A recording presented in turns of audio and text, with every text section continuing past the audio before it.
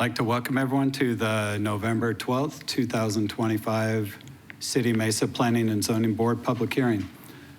We will start with the roll call. Chair Ayers is absent. Vice Chair Peterson is here. Board Member Pitcher? Here. Board Member Montez is absent. Board Member Blakeman? Here. Board Member Carpenter? Here. And Board Member Farnsworth? Here. We will begin the meeting with a consent agenda where items will be read and all acted upon and voted in one motion.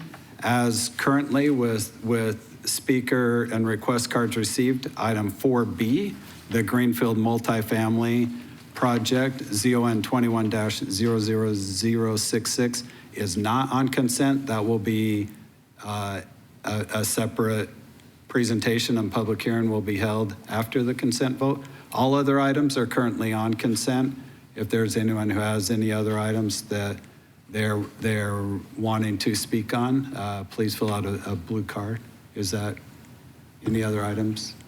Yeah, go ahead. Vice Chair, just to be clear, it's a have agenda item 4B off of consent and 4C. 4C is back on. I'm going to add a note to the, I'm going to add a note and then I'll leave that on.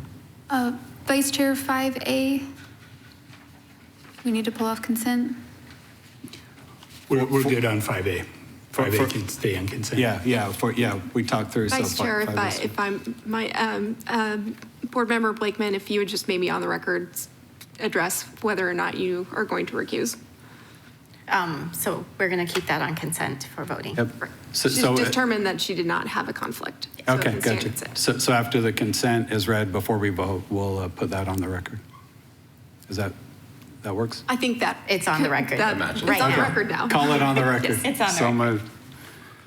All right, so for the consent agenda items, Board Member Farnsworth will read those items and then we will have a vote. Board Member Farnsworth. Thank you. Items on the consent agenda. Item 2A, minutes from the October 22nd, 2025 Planning and Zoning Board meeting. Item 3A, case ZON 25-00599, AWS Phoenix or PHX 062, approximately 43 acres, located approximately 1,840 feet west of the southwest corner of East Elliott Road and South Signal Butte Road, with a major site plan modification to allow for an electric substation. Staff recommendation approval with conditions, with the additional condition that prior to submittal of a building permit application, they recorded a cross-access agreement for the secondary drive off Mesquite from parcel 314-10-777 to 313-28-798, or submittal of an administrative site plan. And if no agreement is reached, the applicant shall submit a site plan modification to remove access to Mesquite.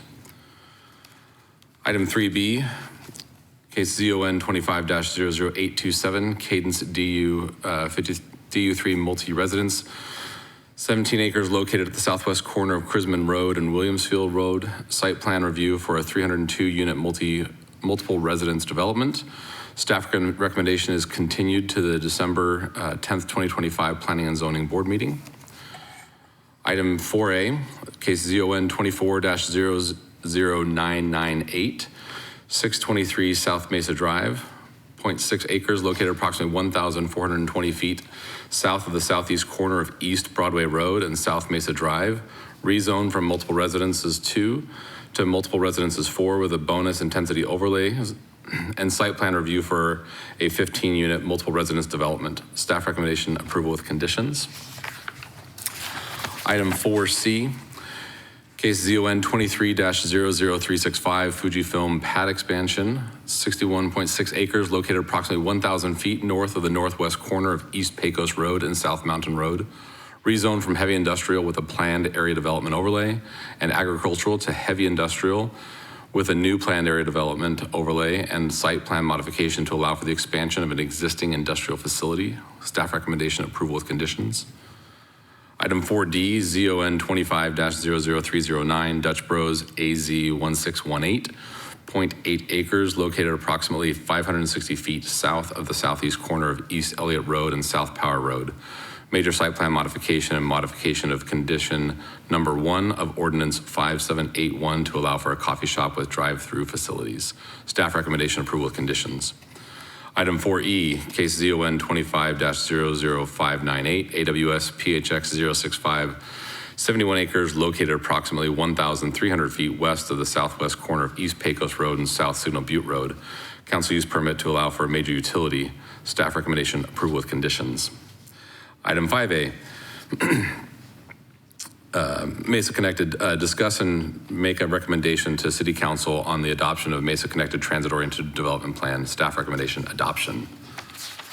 Item 6A, case ZON 25-00210, the Lincoln, 9.1 acres located approximately 340 feet west of the southwest corner of Hampton Avenue and Crisman Road, rezoned from planned employment park with a planned area development overlay to a multiple residence 2 with a planned area development overlay. Special use permit and site plan review to allow for 113 lot attached single residence development. Staff recommendation continued to the December 10th, 2025 Planning and Zoning Board meeting. And item 6B, ZON 25-00313, the Lincoln, 9.1 acres located 340 feet west of the southwest corner of Hampton Avenue and Crisman Road, minor general plan amendment to change the place type from urban center to urban residential. Staff recommendation continue to December 10th, 2025 Planning and Zoning Board meeting. Thank you, Board Member Farnsworth. And to add to the public record for item 4C, the Fujifilm PAD expansion, Mr. David Jarvis, address 5929 East Duncan Street, has noted that he is in favor and supports this item. And with that, is there a motion? Motion to approve. Is there a second? Second. All in favor? Board Member Pitcher. Yes. Thank you. With that, there are five yes votes, 2 absentees, and the motion carries. Now we will go to item 4B, the Greenfield multifamily project, and with for the board, where we just had staff presentation in the study session, is there a desire for staff presentation again, or should we go to applicant presentation from here? Okay. So if that's okay, Jennifer, we'll go to the applicant for their presentation, and then we'll open the public hearing from there. Is the applicant present?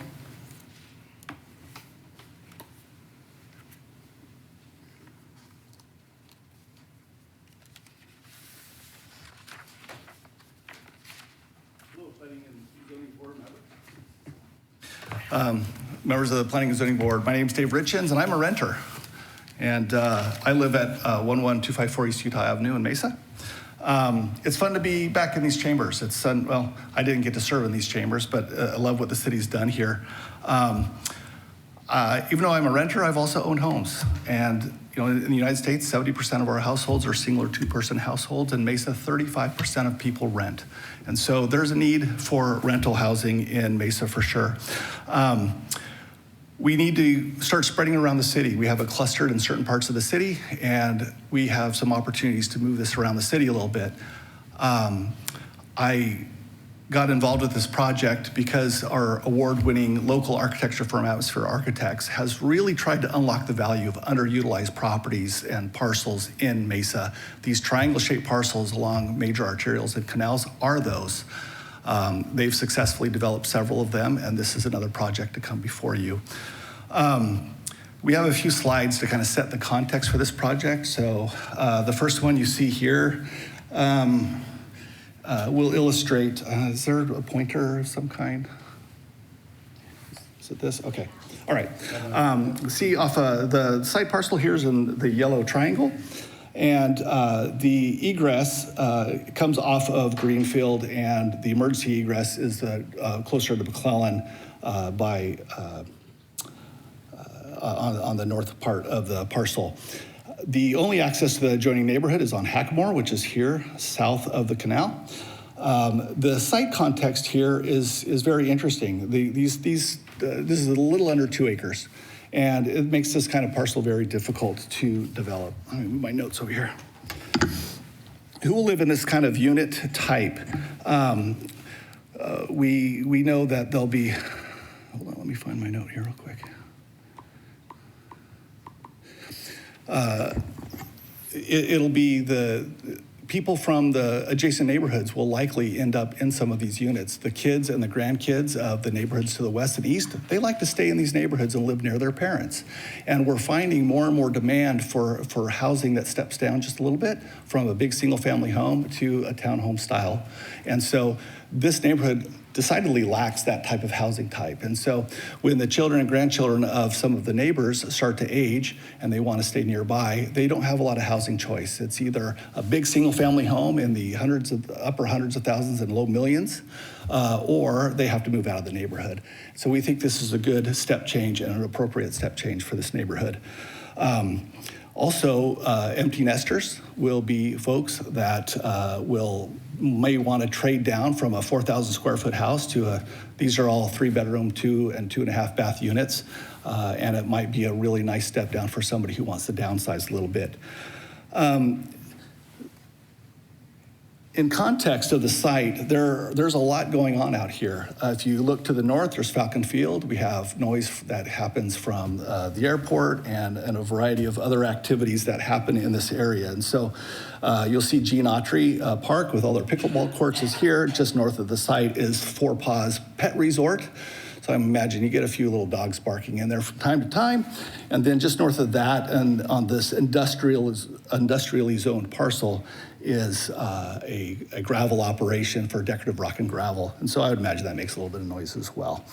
As for the project here in particular, there are some setback reductions getting asked for here. And just wanting to set context, this gets asked for frequently, and they're granted frequently in context. So places that have an alley adjacent, a canal in this instance, a freeway, oftentimes those setbacks get asked to be reduced because you have a natural setback with a natural feature adjacent to that. So it's not something that's unusual to be asked for, and we'll talk a little bit more about that later. We did some sightline studies here, and then we can refer back to this in a bit. And then, of course, the project itself from the interior. We want to address some of the concerns that have been expressed for future residents of this project. And we really appreciate the neighbors really being thoughtful about not only how it will affect them, but how it will affect the residents that will live here in the future. Mainly because they're probably going to be people that they know. This project is estimated, so when it comes to traffic, this project is estimated to generate under 360 car trips per day. The assumptions there are that there's 30 units, each unit has 2 cars, and they will all take approximately 6 car trips per day. So it's a pretty low number in comparison with Greenfield Road, which has 19,600 car trips per day happening on Greenfield Road. That's according to a 2022 City of Mesa traffic study. The ingress and egress is solely off Greenfield Road. There's no access pedestrian or auto into the neighborhood to the west or to the east. And really no reason for residents of this complex to drive into that neighborhood unless they're going to visit their parents or their grandparents in that area. So there's nothing to drive through to. Even some of the churches are on main arterials, and there's a high prevalence of LDS folks in this neighborhood, and the LDS stake is a whole different stake for this parcel compared to the single family homes. And so they would likely be going to church buildings to the east rather than the west. The design of this project doesn't allow for any cut-through traffic through the project, so there's little reason to assume that we're going to have a lot of cut-through traffic. As for crime, there's been numerous studies about multifamily and crime. A lot of times there's a perception of crime in multifamily because there's multiple units at a single address.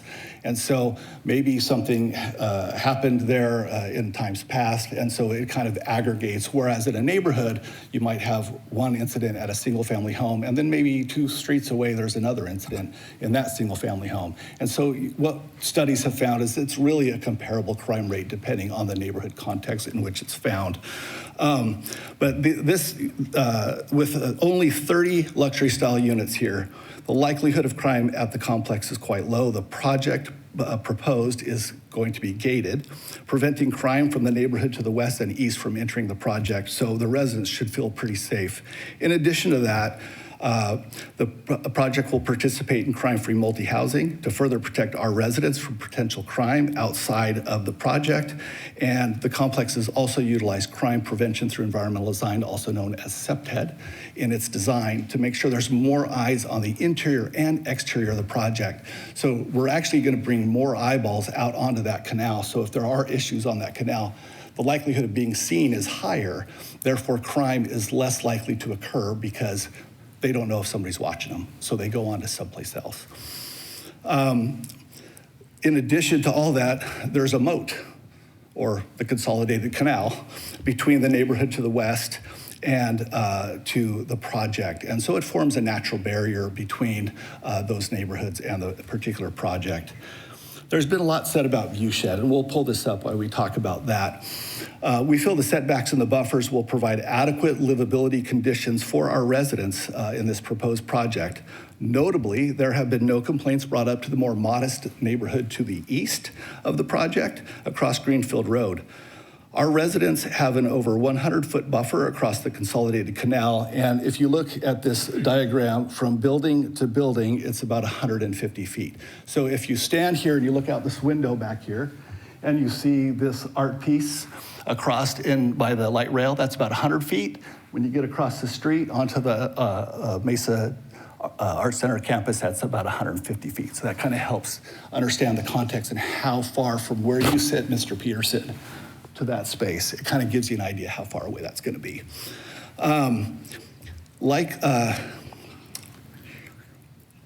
Our residents have a 100-foot buffer across the consolidated canal, no pedestrian or vehicular connection to the neighborhood to the west, and the sightline study found limited opportunities for neighborhood properties to view our project residents because of the limited views. There's trees, there's other things, and so we feel our residents will be able to have a certain amount of privacy from the neighborhood to the west and also to the east on those balcony features that you see in there.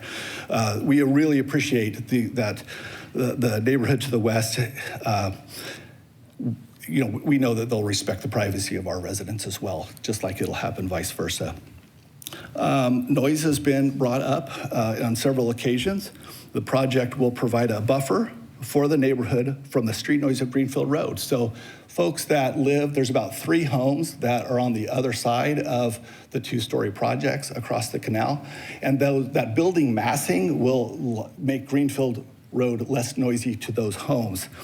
Likely sources of noise for this project residents, as we looked in this map here, are Gene Autry Park, which has pickleball. We all know how loud pickleball is, but we all love to play anyway.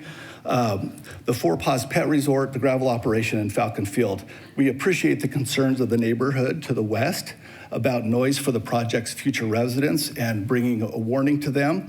The neighborhood to the west has been living with these sources of noise for many, many years, and we appreciate that they have a concern for their future neighbors.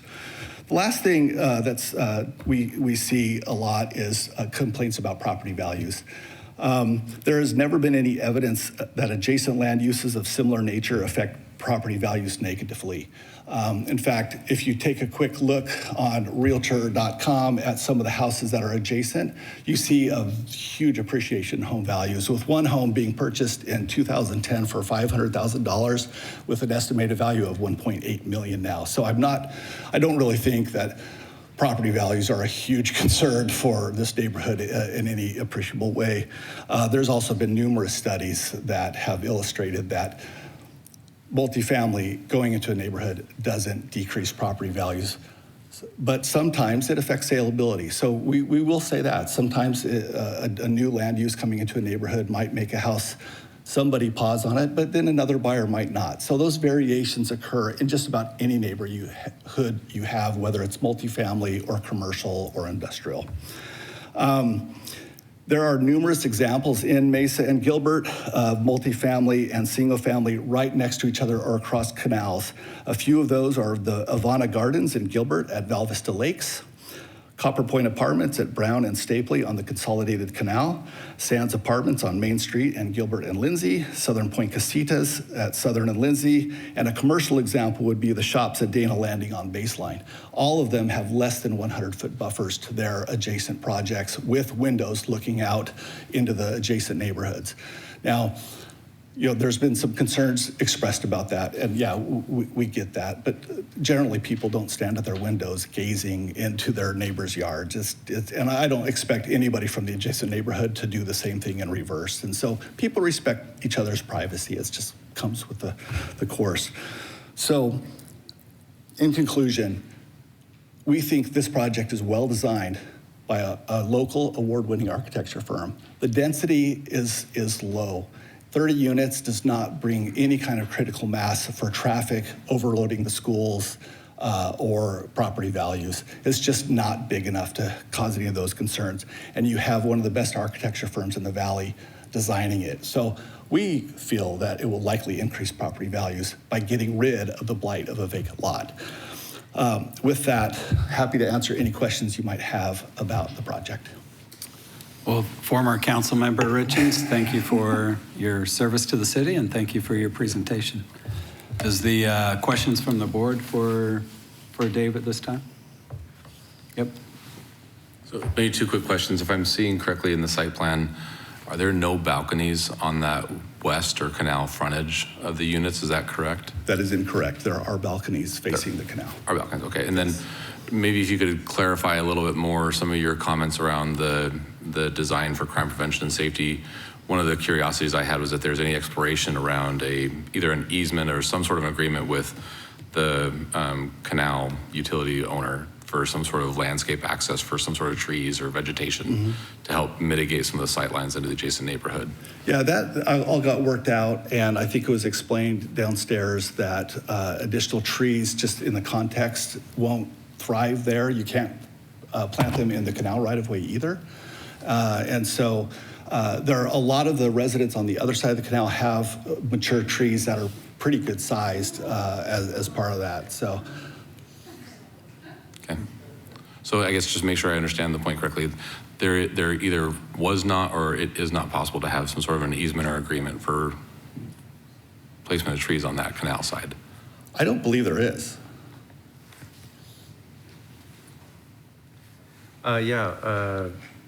Dave, so just so I can double check here, so everything that's on the canal right of way or abutting it, those are going to be 2-story, is that correct? Yes, sir. Okay. And then the second question I have, I'm a little confused with the space between what appears to be the back wall and then the canal right of way. Is there a gap there? Yeah, remember there were private yards. Do the private yards extend to the right of way, or is there a community? Yes. They do extend to the right of way? Okay. All right, that's all I had. Jimmy? Board member Pitcher? My concern is the, not so much the buffer. I mean, 150 feet's a long way across, but my concern is the lack of trees on that west side. And I know that you probably can't do it on the canal side, but I'm just wondering if you could do it within the backyards of these properties. I mean, it said down below that there's a spigot, but it sounds like it's up to the residents to put in trees and so forth to buffer that. Chairman Pearson, the idea with the spigot is to allow patio trees and that kind of, herbology, I guess, out on their back patios. The landscaping was subject to a long negotiation with staff and a long negotiation with SRP, and all of these folks who have done this many times this is what was allowed. And so this is what we were able to come to, and trees just weren't allowed. So not sure what to do with that. Does that answer your question, Board Member Pitcher? Trees weren't allowed by whom? By SRP or the staff or? And it's just to correct, RWCD is this SRP or RWCD on? This is RWCD. Yeah, that's right. Thank you. Thank you for that correction. Yeah. I'm just trying to clarify where the denial came from. Well, it was, in my, I don't know, Tim, do you want to address that?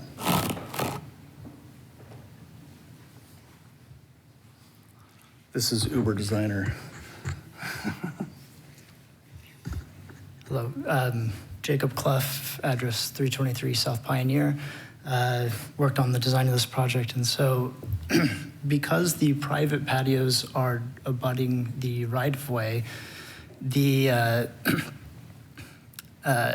landscape crews wouldn't have a way of accessing it from the property without going through the residents' homes. And so it was decided that we wouldn't show anything on our landscape plan, but we are providing these host bibs so that residents can plant and maintain their own landscaping features.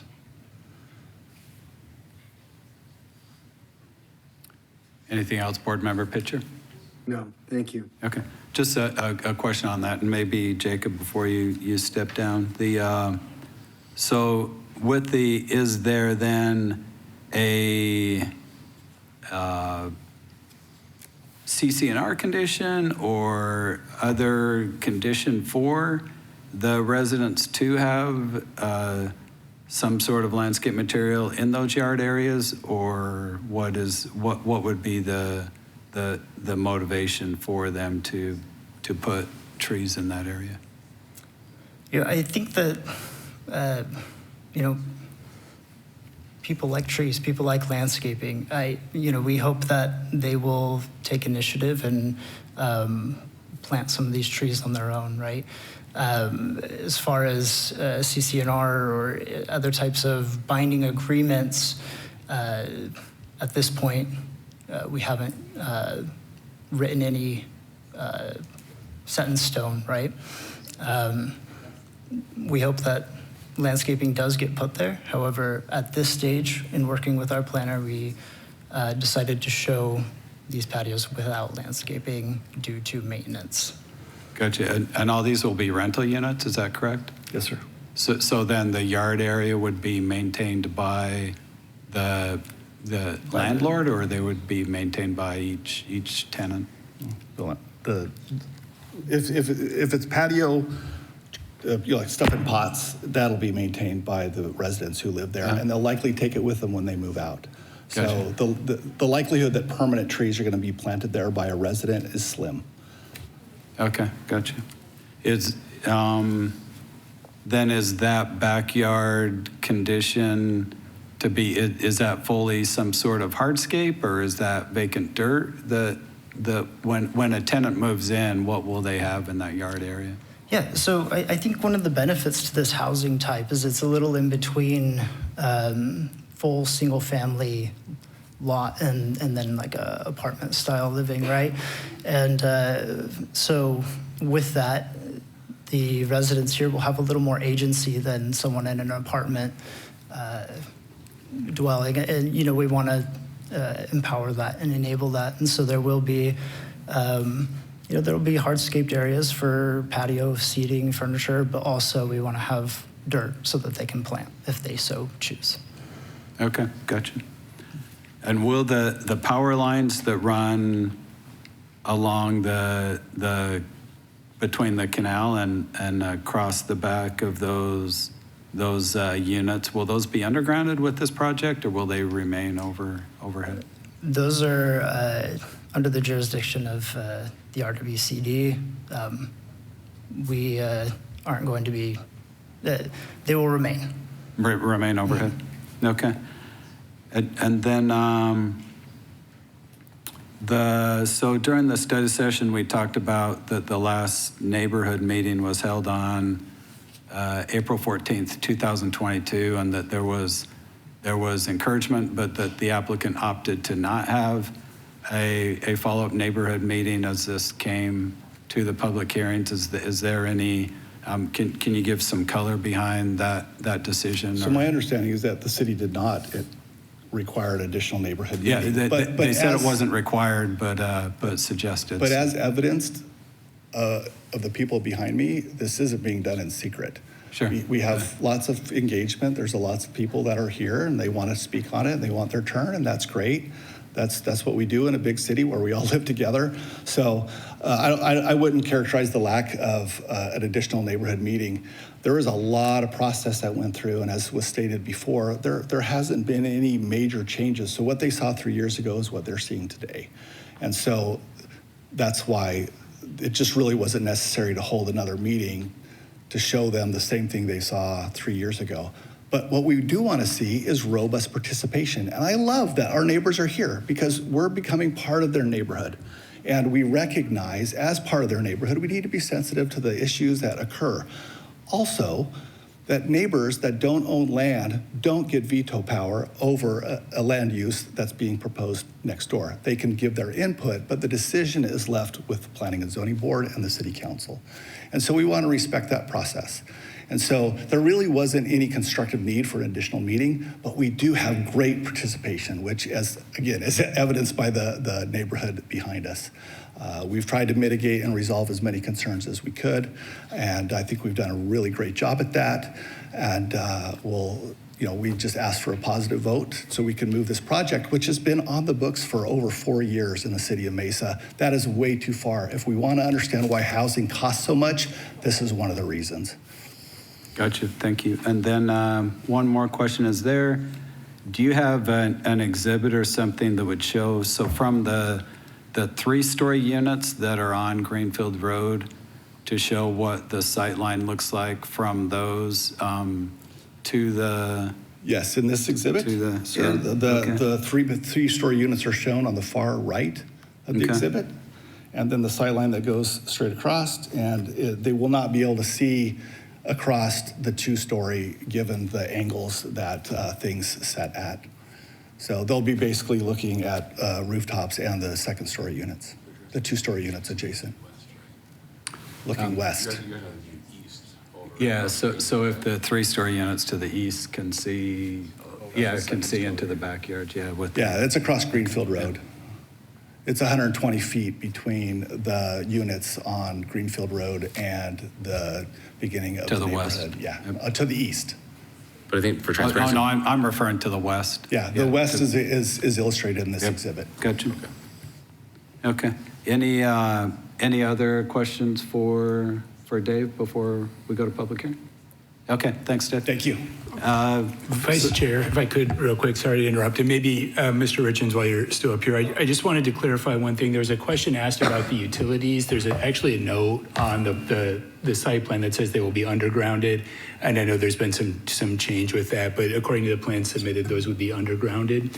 Lastly, regarding the neighborhood meeting, staff is in the process of updating the zoning ordinance to require neighborhood meetings to happen a little bit closer to the hearing date than this one happened. But just for a frame of reference, this application has been in for a bit, and we are reviewing it under the codes in place at the time. Okay, gotcha. And that note on the undergrounding of the power lines applies to the line that runs along the canal? Along the canal, correct. The western side of this property? Correct. Okay, thank you.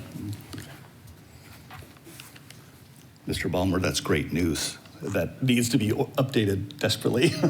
I'm happy to help. Thanks. All right, thank you. We will now move to formally open the public hearing for this case. And as part of the public hearing, I have several blue cards that have been filled out.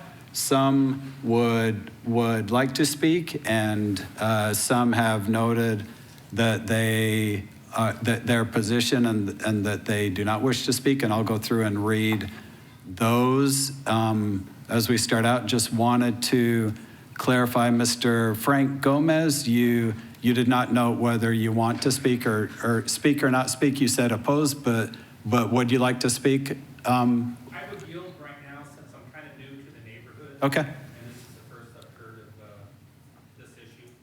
Okay, thank you. So then I will start and read through the blue cards for those who have filled those out and who noted do not wish to speak. And with this and with those who speak, I apologize if I mispronounce anyone's name ahead of time. So Mr. Frank Gomez noted for the record that he is opposed to this item. Carol Arbuthnot has noted opposed to this item. Comments density, crime, traffic, not suited to this area. Also, Roger Arbuthnot has noted opposed to this item. This will not match the general feel of this area. Also adding that many residents will impact traffic concerns. Monica DeGraff is opposed to this item and comments this project is a high-density project that is not congruent to the current neighborhood and noise, crime, congestion, et cetera. And Donna Lepler is opposed to this item as well. And Jody Oakes is opposed to this item as well. Thank you for those comments, for those who provided those.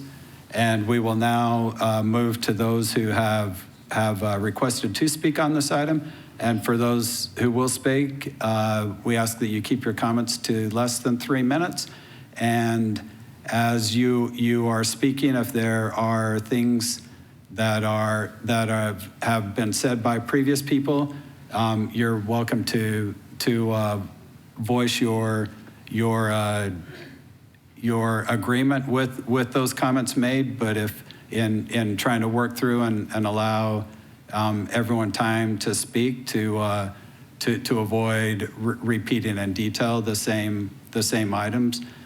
And I would also ask all those in attendance to keep it orderly and to please not shout out or clap or make any noise or any other disruptive motions while we're going through, so that everyone has a respectful time to speak as we go through. And we will start with Jason Oakes. If you would come up, please state your name and address, and then let's.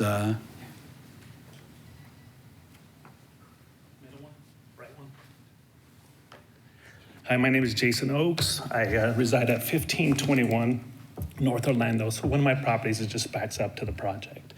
So I have just a quick question for Dave. He kind of mentioned that it would be really ideal for empty nesters. Is this a whole 2-story project, or is there any single levels, or they all have stairs? 2-bedroom, 3-bath? I mean, 3-bedroom, 2-bath? 2 stories. All 2 stories. I just know he mentioned that it's ideal for empty nesters. And so if you're retired, you probably not want to go upstairs.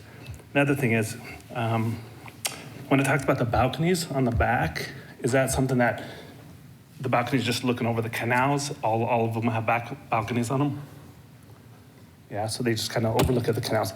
That canal is one thing where a lot of people walk on, a lot of joggers, a lot of bicycles, a lot of, families and kids and stuff like that. One other thing is when it comes to the ingress and egress, like how big is that? And I only say that because when you come down Greenfield southbound and you're turning into that neighborhood, we're in the neighborhood right next to them. And our neighborhood actually consists of a lot of people that drive through our neighborhood to get to other neighborhoods. So there's a lot of traffic already coming through there, so that turning into our neighborhood is already kind of congested. So I'm just curious, like, how big is that ingress, egress? Does it state on the plans anywhere? Does staff want, looking at the plan, it's a 30-foot driveway coming in on the north of the point where the canal intersects Greenfield Road. Okay, and I just, as people come out, I think there's another project just like this that happened on McKellips. And as I drive down McKellips, it's just constantly cars stopping and trying to get in with trailers and bigger vehicles. They're just hard to get into those congested neighborhoods. And so it just creates this backup on that road. So that's kind of all I had. And actually, when it comes to the rear setbacks, what is the rear setbacks on this when it comes to the property line? Because I know we were talking about planting trees, and if it's a complex, like you said, the only people that would be planting trees is the people that, like the owner of the complex. So what is the setback on that? Defer to staff. That's and you're referring to the ones that are adjacent to the canal. Is that correct? Yeah. Okay. Yeah. Just because our neighborhood, I think it has like 30-foot setbacks. So being conforming or non-conforming residential or rentals. Is that, I'm seeing 8 feet 4 inches? Is that what you're seeing, Evan? Yeah. Vice Chair Peterson, board members, the proposed rear yard, front and street facing sides is, because it's angled, there's a point where it is 3 feet 11 inches along the west property line. Gotcha. But it flares out. Sorry, let me get that dimension for you. And I just say that because you have the property line facing the canal. You have 2 stories with balconies, and we're talking about planting trees as a barrier. It's not going to happen. I don't even think it's possible. And that's why they continue to just talk about plants and pots and stuff like that. So just something to think about as we're approving this or not approving it. Gotcha. So is it 3 feet? It is just over 8 feet from the property line to the face of the building. For the first story, and then the balcony. And then the balcony overhangs cantilevers over. cantilevers So then the over. balcony comes out another 5 feet. from You that. can almost fall off the balcony and land on the Yeah, fence line. within 3 feet. Gotcha. Okay. Yep. Nope, and I'm just saying, when it comes to like residential, like, I know being zoned residential, it's to protect people's properties and protect the family and the residency, and I just don't know if this does, so thank you for your time. Gotcha. Thank you, Mr. Oaks. Yep. And next speaker is Mark Hunsaker.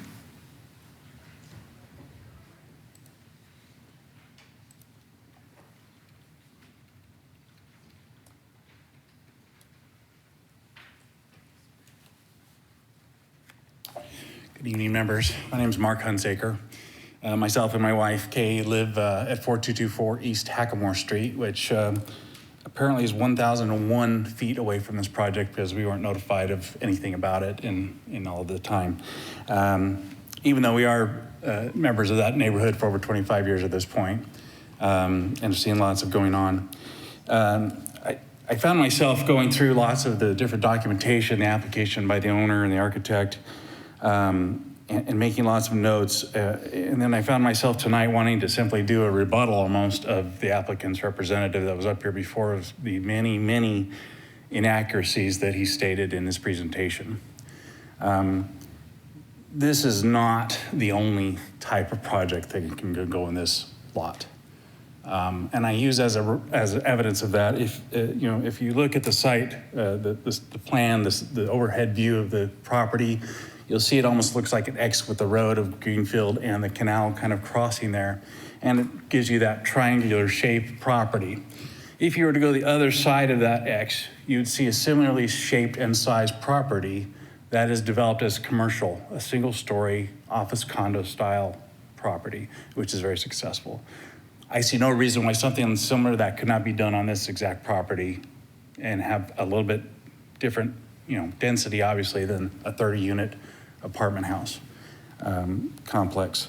So I disagree that that's really the most natural and only use for this oddly shaped and placed property. I also noticed that in many of the presentations and materials provided, I don't want to move quickly here, sorry, they tend to not show the 3-story buildings that are right along Greenfield, which are going to stand out. There are no other 3-story buildings anywhere in that area. Any other type of commercial or residential, anywhere around that area in the nearest. So those are going to stand out individually, like, sore thumbs right along Greenfield Road. They also don't pay attention. We talk a lot about the residents on the west side, which I'm a member of the west side residents. They don't pay attention to the east side of Greenfield, where there are also residences closer than the 150 feet that they showed in their presentation. There are there's a mobile home park right there, and there are also residences close on that, just immediately on the east side of Greenfield.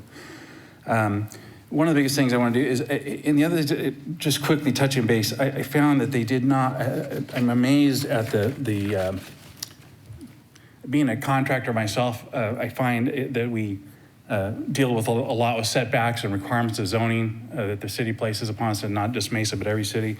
They also, I'm amazed at the amount of flexing that the city of Mesa is doing to make this happen when it comes back to setbacks and density of usage, parking spaces and things of that nature, and landscaping. Those are things I deal with every day in developing projects, and that just doesn't, I'm amazed. The biggest thing I wanted to, in fact, just allow me another few seconds here, I won't take much of your time if I can have just a few extra seconds. there's a case very similar to this, and it's that we found over on Gilbert Road in McKellips of nearly the same size. It was actually designed by the same people, the same architect, which this Planning and Zoning Board denied just about a year and a half ago. We find ourselves exactly in the same position as that project. And there's comments, I'm referring to an article in the Mesa Tribune, just of, I think it's dated in April of 2024, where Chairman Ayers and board members Pitcher made some comments. And they talked about the 5 requirements that this project didn't seem to meet. And in reading those, this same project does not meet those 5 requirements. And I'm particularly focusing in on talking about great public spaces. There are no public spaces in this project to speak of. It's so densely condensed in there. It's a 10-pound project into a 5-pound property. Design standards, again, the amount of flexing going on to accommodate this application is just amazing to me. Having dealt with not only the city of Mesa, but many cities on my projects, I've never seen such accommodation made when it comes especially to things like setbacks and densities and lot size, lot usages such as this. I thank you for your time. Thank you, Mr. Hunsick. Next speaker, Wendy Wise.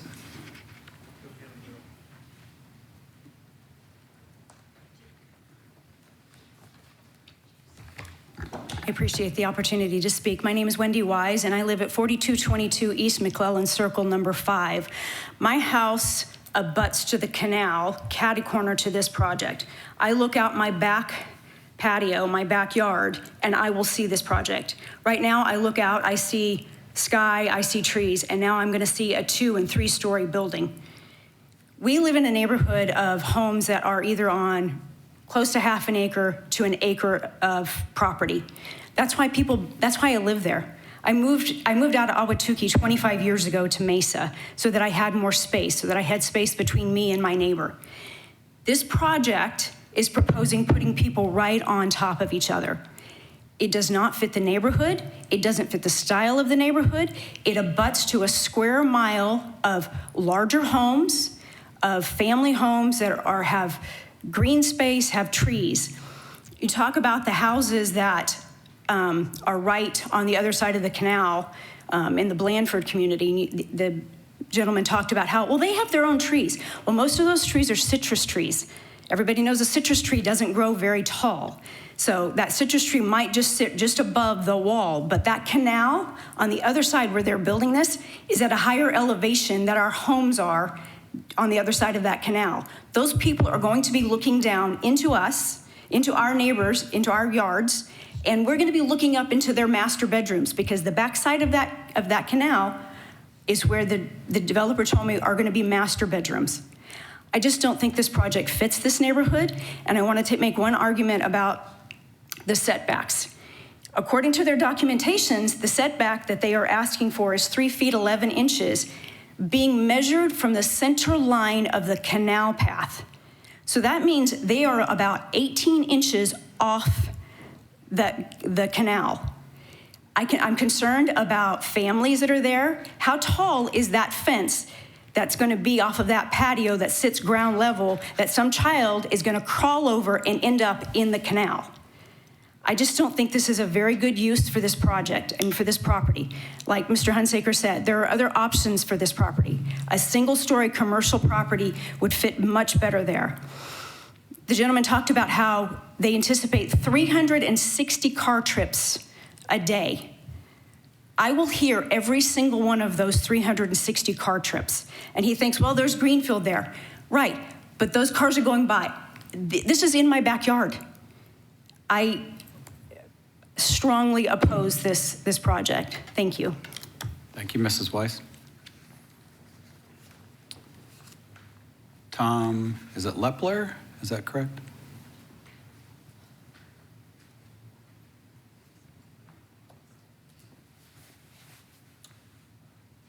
This one here. Yeah, Thomas Lepler. My wife and I live at 4257 Hackamore Street, right there. To try and hit as many points as I can, housing values. I've never heard anybody say, oh, let's move there because it's right next to an apartment complex. I don't have any studies or references to back that up, but I've never heard anybody say, hey, let's buy a house there because there's an apartment complex next to it. Crime, well, we're on the Ring app. We watch that pretty regularly. It's astounding to me how many Ring notices we get about somebody having something in the apartment complexes down there on University or whatever. So that's another point that I would oppose. Population density. We hear those trucks roll 3 times a day. And when snowbird season hits, they roll 4 times a day. The fire trucks out of there at Falcon Field, they're rolling on accidents all the time. Mesa has exploded in our area in the 10, we've been there 11 years now. All the groves are being eaten up, houses are being built. Our population density has gone crazy. And this is just gonna add another big glut of people in that area, which is obviously gonna increase everything that happens to us. I think most of the points have been made about the size of it and the offsets. They are trying to cram, as it's already been stated, 10 pounds of you-know-what in a 5-pound sack. And it doesn't seem feasible. It doesn't seem right. Renters don't plant trees. Renters are never gonna plant trees. I really don't see how this is a good project in any way, shape, or form other than the ability to make money off some renters coming in. And that's basically the bottom line why it's being built. I'm all for affordable housing. I know housing prices are crazy. It's insanely expensive around us right now, and I don't see it getting any better. But I don't see this project as making a sizable dent in any of that. And again, we've already had so many people moving into our area with all the new developments and all the new expansions that have been done over the last 10 years. I think we're maxed out. And there are other alternatives for that property to be built. And from your questions that you asked him, you've hit on a couple of those points as well, as far as the trees, the privacy, everything else that we're going to be dealing with. And those are our concerns, and that's why we oppose it. So thank you for your time. Thank you, Mr. Lippler. Next speaker is Janet Cody or Cotty? I'll give several options, so maybe I get it right with one of them. Good evening, Council. It's a pleasure to meet you folks. I was here April of 2022, and an impact study was requested by the Council. Was that impact study done? I would like to know that information and what the results of that was. Since I gave concerns about the properties, I live at 1455 North Orlando in Mesa, Arizona. My name is Janet Cotie. C-O-T-I-E is the last spelling of the name. The concerns I have are factual based, and they are not fantasy based of where possible renters will be doing landscaping, that there'll be eyeballs, that they'll be acting as pseudo police security watching on the canal. We also have a situation as far as the security, and I love that he showed about talking the 150 feet. I actually did a photograph while the sun, before it got down, probably about 300 feet out, just on my phone, showing how you can see directly to the windows. I am in a tri-level home, and from what I can see, just on this elevation here, which I'm trying to open up for you. I'm sorry, I can't get it open too much. We would have a line of access looking directly into the back of my house, which is concerns I had last time when I spoke in 2022. I prefer in speaking facts and not fantasy. I think it's perfectly very good for us to continue developing the area professionally like we did. We have lovely one-level professional buildings around our neighborhood. And I would love to see this develop again. If you look at Brown and Greenfield, if we have professional buildings there, we have the Walgreens across from us with more professional buildings. Very nice. They're all being utilized as far as I'm aware of. So from a personal standpoint, I'm very concerned about the security risks. My husband is a federal employee with security clearances, and we are dealing with a situation that we can be directly surveilled. And I actually don't like that. And so I'd like the city to know this. It's going to decrease our property values. It's going to as people said, increase traffic, but more so it's going to decrease the ability of us to sell our homes at a reasonable price. Because quite frankly, you're going to go in our backyard and all you have to do is take a look to the left and you're going to see these 3- and 2-story apartments, which now have balconies in the back of them to watch us. So I think this is not a good idea and it puts us at personal risk. That's what I think. Do you have any questions for me? Thank you for your comments. Any questions? And I would like to see the impact report that was requested by the city, not the city, the planning, the last meeting, April 2022. Okay, Thank you so much. Next speaker is Kay Freeman Hunsaker.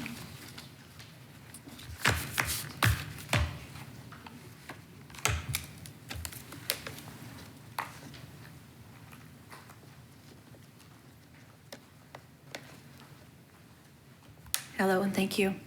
My name is Kay Freeman Hunsaker. I, with my husband, live at 4224 East Hackamore Street. As he stated, we've lived there for over 25 years.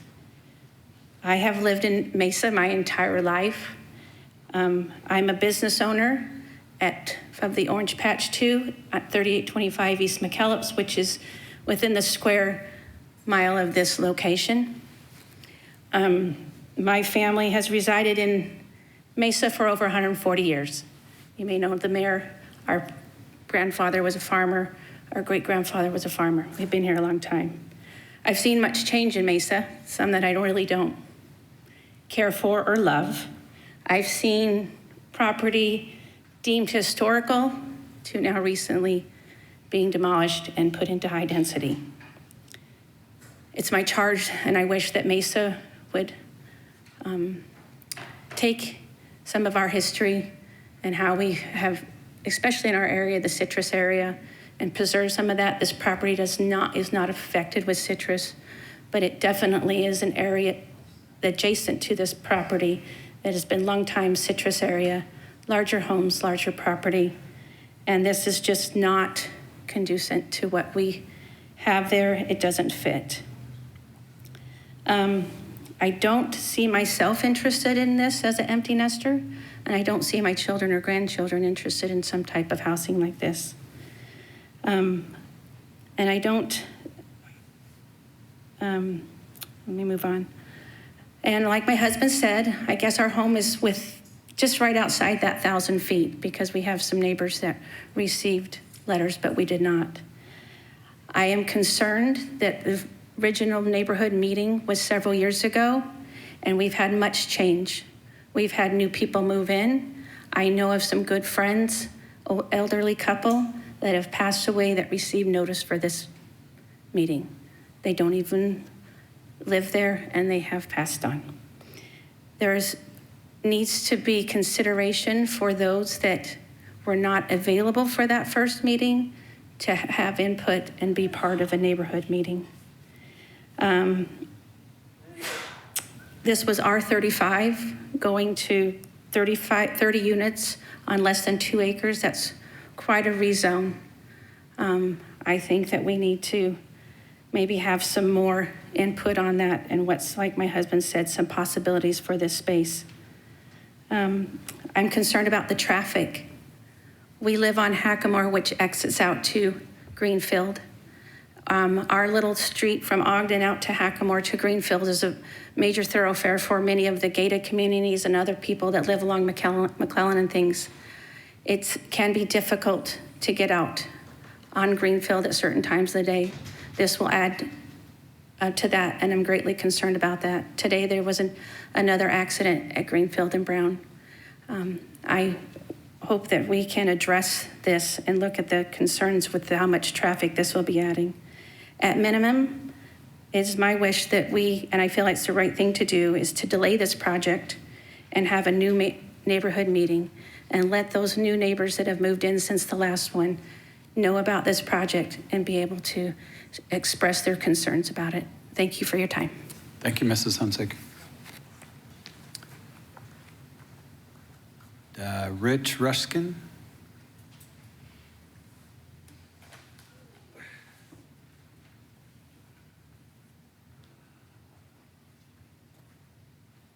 afternoon to the board.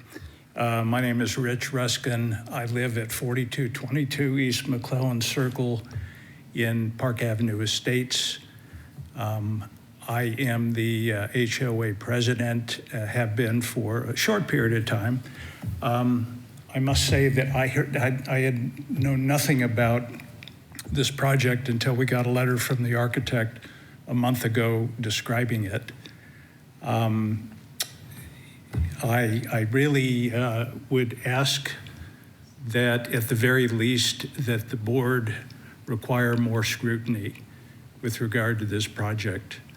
I'm not going to reiterate all the other concerns that have been previously voiced. I will say I find it a little curious that the architect who presented initially, while he listed all of our concerns, he seemed to dismiss all of them as really not viable. And he has made some assumptions about who from our community might be willing to downsize and move into this, what amounts to an apartment complex. It's been described as a townhome, but townhome development, but these are rentals. These are rentals. Anyway, he seems to want to speak for us, but when given the opportunity to maybe hold another meeting to involve the entire neighborhood, he felt that that really wasn't necessary at this point. It wasn't a requirement. I really think it is a requirement. The community in which I live, that parcel of land, that 1 square mile runs from about Brown to McKellips, north-south, and then east-west, Greenfield to Val Vista. There are a number of high-end gated communities in that area, as well as other spacious homes. There are many residents like me that have been there for decades and have been participants in the good that this community provides and part of the tax base. And I think that they deserve to be heard. I think they deserve a better solution than has been proposed here by the architectural firm. And I would strongly request that the board, if they don't outright deny the rezoning, at least require that we have more scrutiny of the project and we have more involvement of this community. Boundaried as I described, I think if you were to poll the community, you'd find very little support for this proposal. One thing I would like to mention is, well, there are a couple things, and I'll try to make it brief, but I understand that the gentleman that owns the land actually lived on Orlando, just behind the, just to the west of the project. He has since sold the home and moved on, so he's not going to be around to deal with any of the unintended consequences of this project if it is allowed to go forward. And then lastly, I do want to emphasize how complex the traffic pattern is on Greenfield in our segment of the roadway. You'll recall that a year ago, this month, there was a fatal airline crash that killed somebody traveling a road, traveling that segment of Greenfield, along with several passengers on the jet. And so it is complicated and it's tricky. And the other issue is that there is a median that allows cars going north, driving north and south to turn left from different directions that is highly utilized. You have people right there on the corner of Greenfield and Hackamore that are both occupying the lane at the same time and trying to turn. And that can be very tricky as well. And so I would ask that you really look at the traffic pattern there and see it for what it is. It's complicated. It's hectic, particularly during rush hour. And adding this development is going to further aggravate an already public safety issue in my mind. Thank you, Mr. Erskine. Yep. Is there anyone else who is wanting to speak on this project who has not spoken yet? Mr. Gomez, is that right? Yes. Okay, come back. Come on up. Thank you for allowing me some time. My name is Frank Gomez. My wife and I live at 1440 North Omaha Circle. We are new residents within the community. We purchased back in 2022, so I don't have a lot of information on what was previously discussed, but I would say that it would be nice to hold another community meeting to allow some of the new residents that have moved in since what was previously discussed. I do know that there are at least 7 new homeowners in the area, so I think allowing them to voice their opinions or give their feedback into this project would be very valuable. One of the things that I did want to mention that I'm concerned about is the traffic, and I know that when I leave the current area that I normally use Greenfield, but it is very difficult to make the left-hand turn onto Greenfield to go north. So a lot of those people who are coming out of the apartment complex will probably want to make a right-hand turn, and the next street would be Hackamore, and they would probably want to go through our neighborhood, so that would increase the flow of traffic, which is very concerning to me. It is a very peaceful community. I previously have lived, as the developer mentioned, in apartment complexes, and one of the things that drew me to this area was, most of the properties are at a minimum a half acre, which was very appealing to me. Not to say that we don't have a need for multifamily dwellings, but I just don't think it fits the community as it had been planned back in the 90s. So there are a lot of single-family homes. I don't think we really need to have a project of this type in this area. Thank you very much for the time. Thank you, Mr. Gomez. Is there anyone else who would like to speak? If you would state your name and address, please. My name is Chase Winterston. I live at 4233 East Hackamore Street. Sorry, will you just restate in the mic? So Chase Winterston, 4233 East Hackamore Street. I live about 1,003 yards or 3 feet away from the property. I didn't know anything about this till last week. But just a couple points. So I used Onyx while I was sitting back there and measured the distance from his property line, which he's gonna basically be on, to the people in Orlando. That's actually 90 feet, it's not 150 feet. And then what I'm concerned about, I live on the park all the way at the end of Hackamore Street, and there's gonna be a lot of foot traffic. These kids aren't gonna have anywhere to go. They're gonna go down our road, and they're gonna go to the municipalities that are available to them down there. So we're gonna have the kids going down there all the time, people, who knows what it's gonna bring into our neighborhood.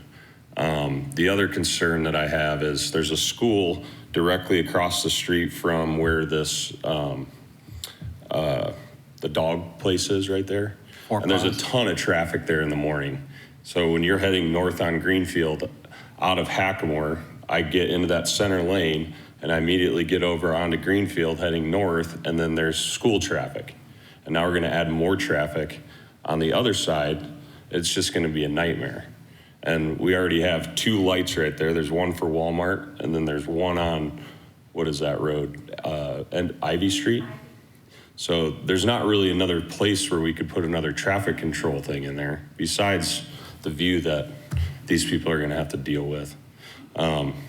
But mostly I'm concerned about the amount of people that are gonna be implanted into our community and what that's gonna bring, and then the property values that are gonna be affected by it. That's my 2 cents. Well, thanks for your time. Thank you, appreciate that.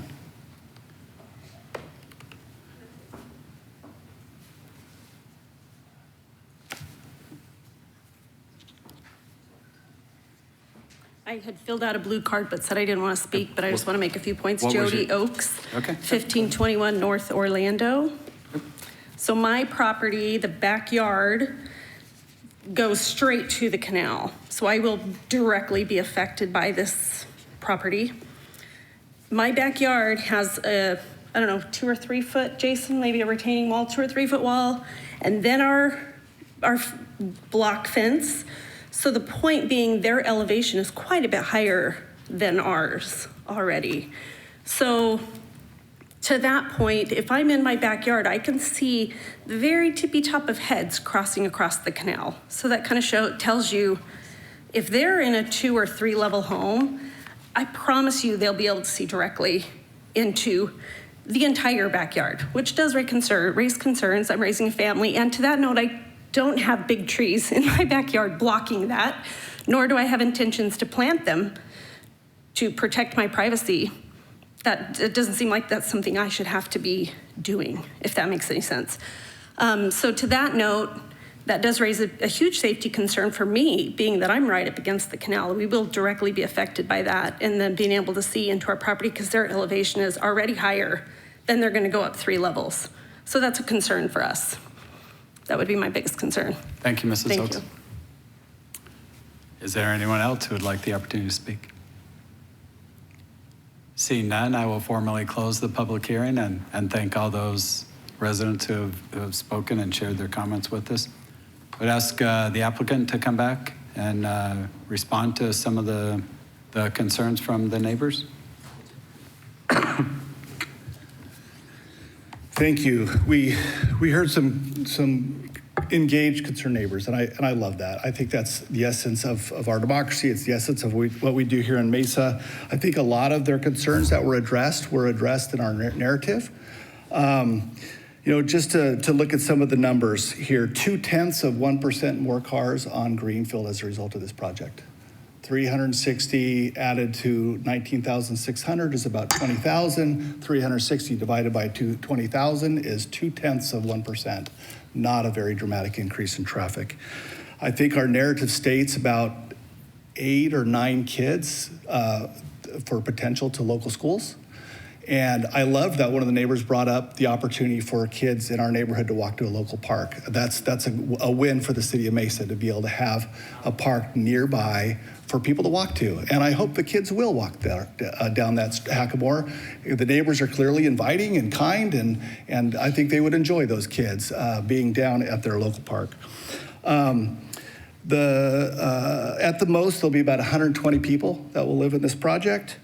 There have been no other land use proposals, as this site has been vacant for many, many years. And so we would welcome if somebody wanted to do something other than this project, it probably would have been proposed by now. And so this project is coming forward because of the need for housing has developed in this market, in this neighborhood, and this housing type. So you see that kind of proposal come forward when the market matures to a point. It's not mature for office. There's a Walmart down the street, which is taller than this project. So there's plenty of retail, there's restaurants for people to patronize. Gilbert and McKellips was mentioned. There's no 100-foot or 90-foot canal buffer for that project. And so the circumstances were quite different in the denial of that project. A neighbor has no right to expect that their view shed should be protected, ever.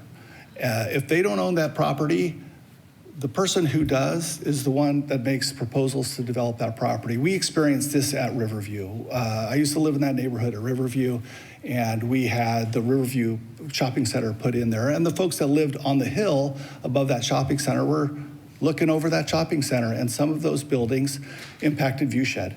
And that's an unfortunate result of living in a city. If you don't own the land, if you don't control it, you can't control that view shed. And it just goes with the territory. Our eyes are not offended by buildings. We're used to that in an urban environment. After a while, a lot of power lines and other infrastructure and buildings kind of disappear to our eyes, and it just becomes part of the background noise. Nothing to be very concerned about.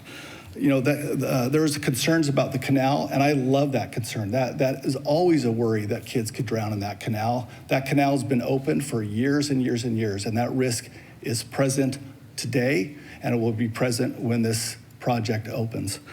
I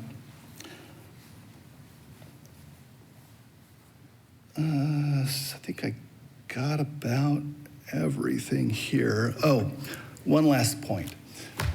This architecture firm with Tim Boyle as its lead developed a project called the Allen, and some of you may have seen it and heard about it. When the Allen sold, it was of a similar density and a similar type. When the Allen sold, it sold for the highest per square foot value for multifamily in the history of the city. That's the quality that's happening here. And putting this kind of quality project is a compliment to this neighborhood. And, you know, I know that there's a lot of single family there, and that's exactly why a 30-unit multifamily project to be put into this neighborhood brings a lot more diversity to the neighborhood.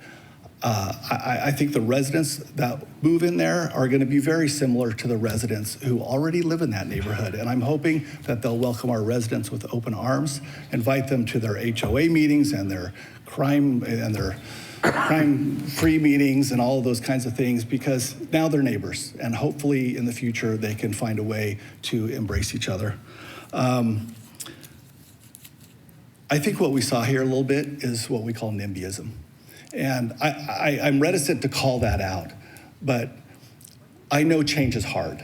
And I know when vacant lots become developed as the market matures, we're gonna see this, and you're gonna see this a lot going forward.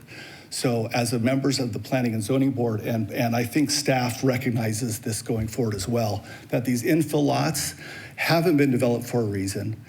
And as that market matures and we get proposals on those developments, we're gonna see more neighbors becoming in conflict with those new developments. And we just have to put steel in our spine and recognize that we need to reactivate underutilized parcels and add them back to our tax rolls. Right now, this is contributing nothing. And it's gonna be contributing to our tax rolls. And it's gonna be hard.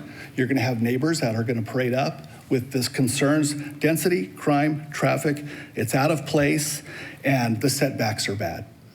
And many of the speakers all mentioned those things. You will hear those things over and over and over. And I think the earlier narrative addressed all of those issues. So I encourage a yes vote on this project. Thank you.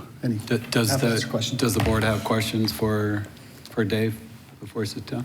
There's just one quick question. If you can just address it directly, because I didn't hear an answer and I'm not seeing any of the documents. Can you clarify that fenced condition on that west side for the canal? And what actually is there? What is the elevation? And to add on that, as you're answering that, in looking at the plan, it looks like it notes cable and steel patio fencing that is 4 feet tall. Is that what will be from those private yard areas to the canal? If you could clarify. That's the proposal. Yeah.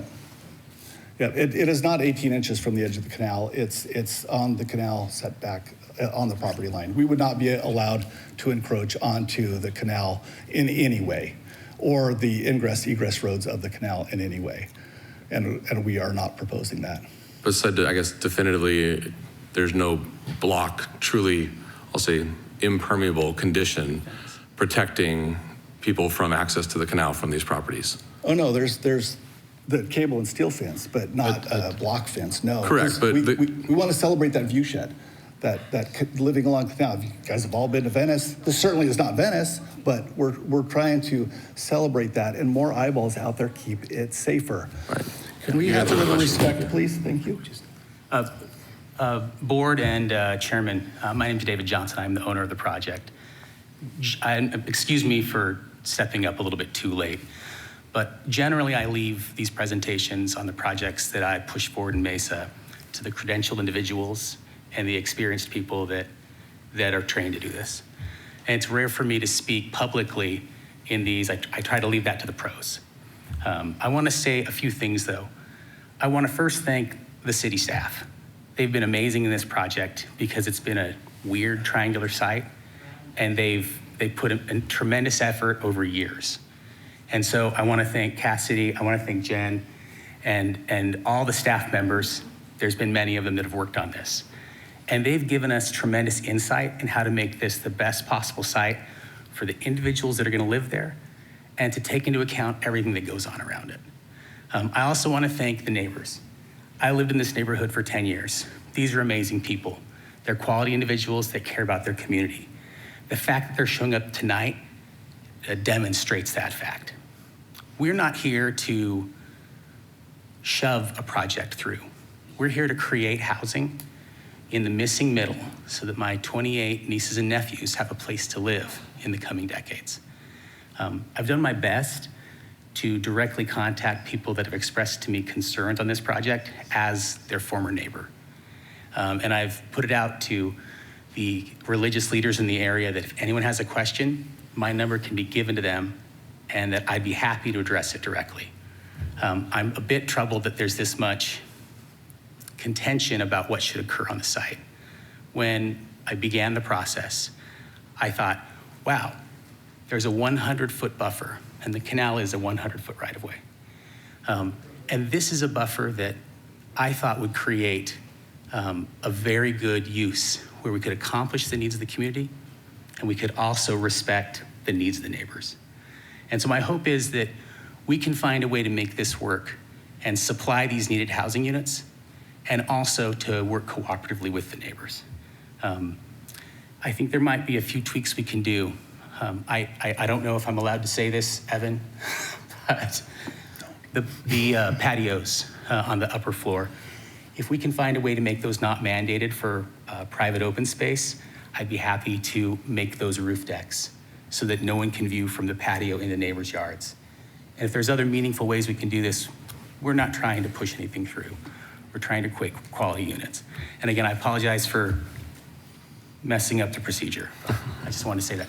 Thank you. Oh, it's all a flowing procedure, so it's all good. Yeah, thank you, Mr. Johnson. And I think it should be noted that we have a local architecture firm and a local person who, both Mesa residents, that care deeply about this community and are intending to be back before you on multiple occasions doing projects very similar to this. And we want to make sure as we do that, Mr. Boyle has over 1,000 units on the books of missing middle housing like this type that are on infill lots throughout the city, and activating that onto our tax rolls is exciting, but it's going to be hard. It's going to be a challenge. So I appreciate that it's Mesa people doing it in conjunction with some of their neighbors. So I encourage a yes vote on this project. Hold on just a sec. Do any other board members have questions for the applicant before he sits down? I think they're questions for maybe staff and not. You gotcha. Yeah. Thank you. Board member Pitcher? All right, let me find the button. No, I don't. Okay. Then we'll bring it back to the board for, I guess, just one question for the applicant. Is it your preference at this point to, and where Mr. Johnson had talked about some tweaks to it, is it your preference to continue this and try to work out some issues, or do you want to push for an up-down vote tonight? It's our preference to have a vote tonight on this project. The reason for the balconies is it's a required open space by the city. So we needed to include that. So we'd like an up or down vote tonight. Okay, thank you. All right, we'll bring it back to the board for discussion, and then after such discussion, then if there's thoughts for any motion on it. Any, go ahead with questions. I guess just the two questions I have for staff, and I apologize if it's naivety on my part, but I was a little bit concerned to hear the point about setback measurement to the center of the canal. Is that true? Is that procedure? I guess is question one. And then question two is this discussion on the impact study. I was not a member of the board at that point in time. A, was that promised? B, can that be produced? Did that happen? Can we address that concern? Are my two questions. Thank you. Great question. So real quick on the impact study, I'll do that one first. I was actually going through previous agendas. I'm not certain what that was a reference to. So I'm uncertain on that question, what the impact study was. Regarding measurements for setbacks, those would be from property lines to adjacent property lines. So it's not measured from the middle of the canal, it'd be measured from their property line, where it abuts the canal right of way. Okay, so the 3 feet is a true 3 feet. The 8 feet is a true 8 feet. Correct, from the property line. Okay, thank you. Then why did he put it in his documentation? Thank you for your comments. The public hearing part is closed, and we'll proceed from there. Okay, any other questions for staff? Jason? Board Member Pitcher? Any other questions for staff? No, I don't have any questions for staff. Or comments? Go ahead with your comments. I'll give you my comments. Yep. I'm just concerned that even though the applicant said there's been no change and so there wasn't a need for another neighborhood meeting, I think what's changed is the neighbors in the neighborhood. From what Mr. Gomez said, there's been 7 new homeowners, and he didn't know anything about this until the letters went out. And so that, combined with what Mr. Johnson said about the willingness to make some changes, I think there needs to be another. This needs to be delayed for now, and have another neighborhood meeting to maybe work these things out. Thanks. Yeah. Thanks for that. And I think that was part of some thoughts behind that was the nature of my question to the applicant, if they were open to that, and it sounded like they want an up-down vote tonight on this with where it sits currently. And does anybody want to share thoughts? I have some, but I'll let everybody else go first. Sure, I think I have similar thoughts. I think one of the things they talked about, I mean, just looking at the 2022 minutes, that they are expressing very similar things that's being expressed today. Maybe not exactly to a T, but very similar in nature. So I'm saying, you say you come forward with the exact same product, that you say nothing has changed in the last so many years, but the concerns were expressed in 2022. I would say what folks are expressing today isn't a surprise, right? Knowing you've got these minutes from 2022, you haven't changed the product, likely the reaction's going to be very similar.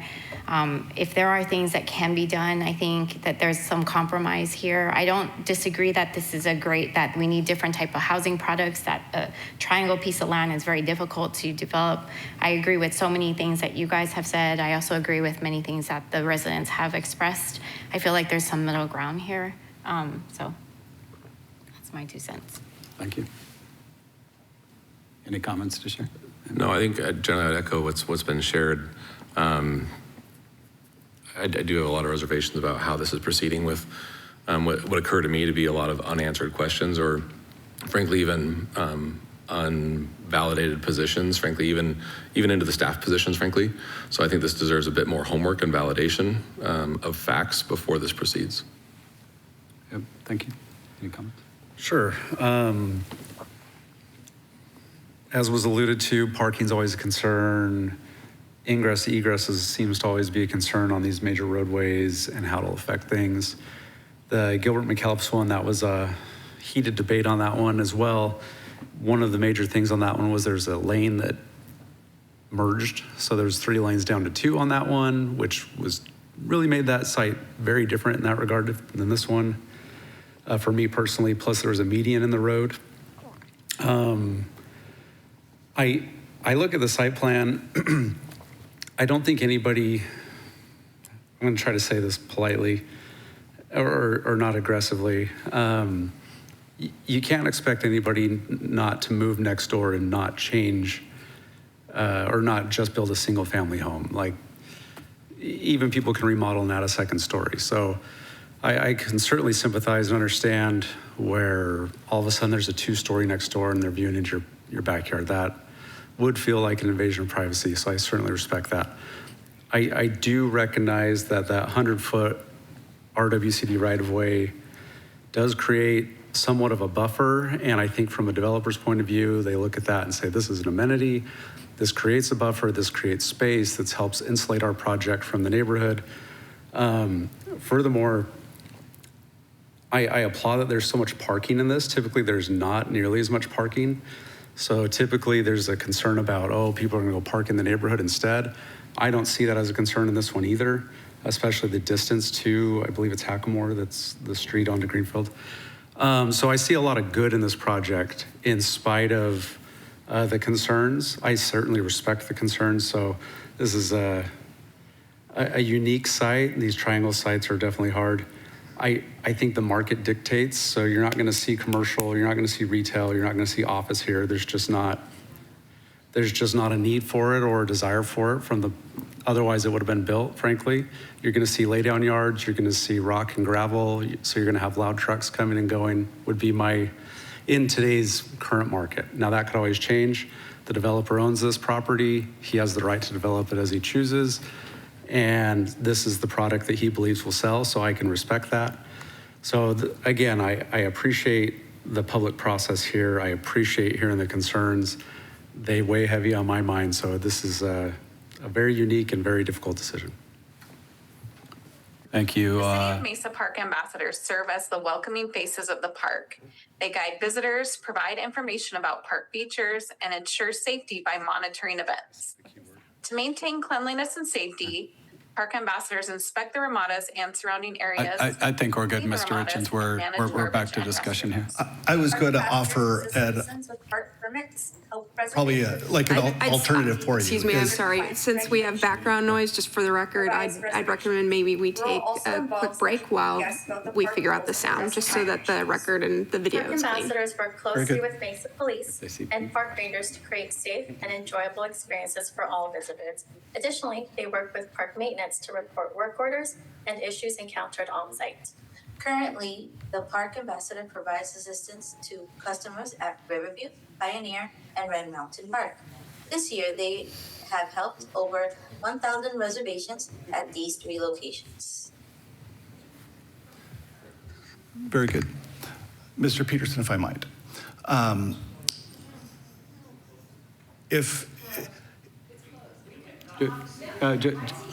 Let's just hear him speak really quick and then we'll come back.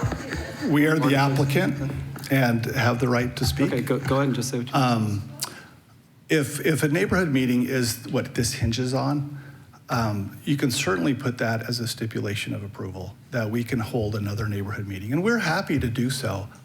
Based on the testimony I'm hearing here, I'm not seeing a lot of change or movement, because the concerns that they cite aren't really a lot of stuff that's in our control with this proposal. We can't really do a lot to change the traffic patterns. We can't do a lot to change crime patterns. We can't do a lot to change other than some design features. And, other than The what... City of Mesa Park ambassadors serve as the Other than the required open space that we need to include by those balconies, if that concession was able to be made, that would be a big one. And I think that would resolve a lot of what I think you're hearing on Viewshed and on people peering into each other's balconies and backyards. And so if those stipulations are have a neighborhood meeting and the city is going to provide a variance on that, then, but other than that, I don't see a lot of change that could be affected by another neighborhood. Thank you. Understood. So, so my thoughts on this, and in reviewing these are always projects that take a lot of thought, and with both the site plan and then also impacts to adjacent neighborhoods, and in always trying to be consistent in my thought patterns and comparing project to project, site to site. This one is very familiar. I drive by it every day, so it's very familiar to me. If I look at the one on Mesa Drive that was also on our agenda today, I see a couple of key differences with that. That had 3-story elements, but it was also adjacent to an existing 3-story apartment complex. This location, as has been stated and through my own observation, 3-story elements here there's nothing 3-story anywhere around. It's the adjacent, the Four Paws to the north is a second story. The other commercial Walmart may be taller, but it's a single story element. So there's really no 3-story precedence in this area. So that's 3 stories is a huge, it is a huge roadblock for me on this site.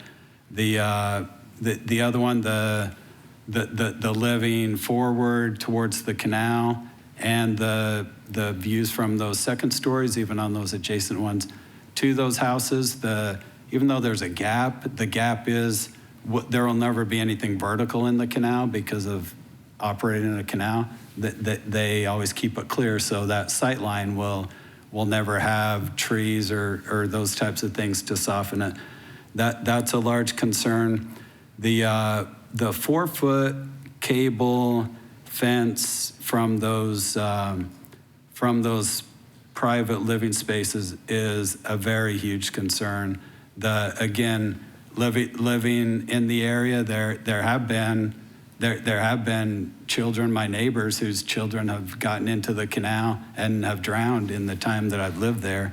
And a 4-foot cable fence with cables going up that children can easily climb over, I think that's a risk, and that's a significant concern. And then the other one, I think in good faith, we talk a lot at the city about good neighbor policies for different things and such. And I think that good faith, that good neighbor thought would be, if it's been 3.5 years since the last neighborhood meeting, that before it comes to a public hearing, that there should be that additional input so that because essentially we're having that same discussion here, which is probably in the applicant's interest, not the best forum to have all that input and to work out those things. And so based on those things, I am not in support of the plans as it currently stands, but open to if someone has a motion they would like to present.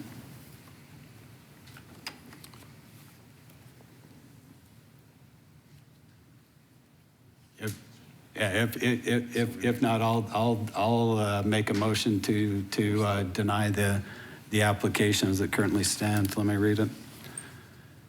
For case 4B, ZON 21-00066, Greenfield multifamily, 1.9 acres located approximately 2,050 feet north of the northwest corner of East Brown Road and North Greenfield Road, rezoned from single-family residence RS35 to multiple residence 3 with a planned area development overlay and site plan review to allow for a 30-unit multiple residence development. And the recommendation to the city council motion is denial.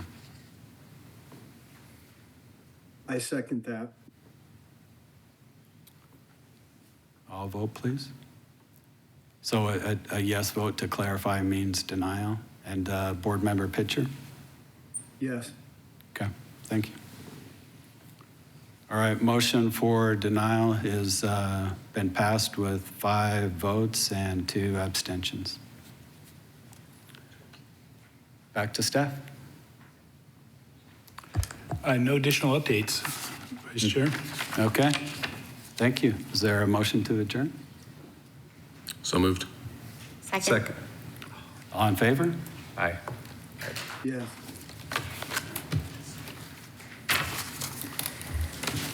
Thank you. Appreciate everyone's input tonight.